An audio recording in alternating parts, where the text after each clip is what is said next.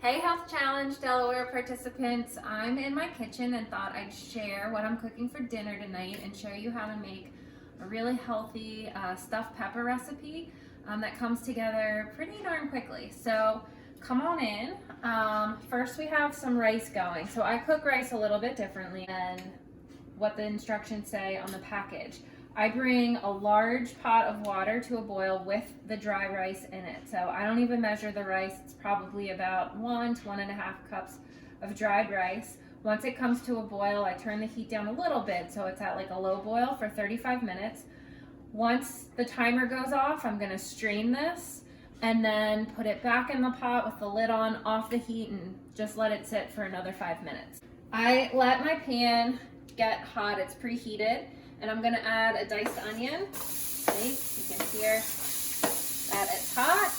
No oil at all is used in this recipe. So I want the onions to get brown, and if they start to stick a bit, I'm just gonna add a little bit of water to them. I've already taken 6 bell peppers, chopped off the top, took out the middle part. I saved the tops and chopped them up because they're gonna go into our rice bean filling. All right, so as the onions are cooking, I'm just going to take some garlic, crush this up, and then add that to the onions with some spices.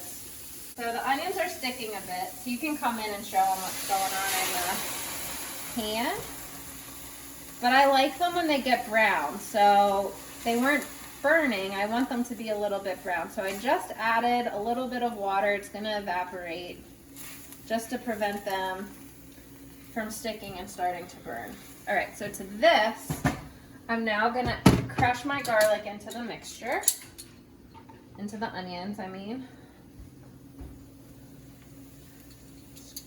Crush this. All right, and I'm gonna also add a half teaspoon of cumin. If you don't like cumin, if you don't have cumin, I'd suggest maybe just doing like a half a teaspoon of some kind of chili powder or taco seasoning would be really good. And to add a little bit of spice, I'm using a chipotle chili pepper. I'm gonna do, it's probably about 1/4 of a teaspoon. This is pretty spicy, so if you don't like spice, then maybe stick with something a little more mild. We're just gonna let the garlic and the spices mix in. In my blender, I've made the cheesy sauce that's gonna go on top of the rice mixture. So in here, I have some cashews. If you don't want to use cashews, if you're allergic to nuts, you could swap the cashews for a white bean, like cannellini beans or Great Northern beans would work well. There's some spices in here, some nutritional yeast, a little veggie broth, and a can of diced tomatoes. You just blend it up. It makes a really creamy, cheesy tasting sauce that's gonna go on top. All right, so next I'm gonna throw my peppers in. Oh, look at all that gorgeous color. I'm gonna throw in a cup of frozen corn and a can of black beans that have been drained and rinsed. So I took about 3 cups of the cooked rice, mixed it into the bean and veggie mixture. You could sub quinoa, barley, oat groats, farro, any whole grain for the brown rice. And I'm gonna mix about half of the cheesy sauce in with the rice, and then the rest of it will go on top of the peppers.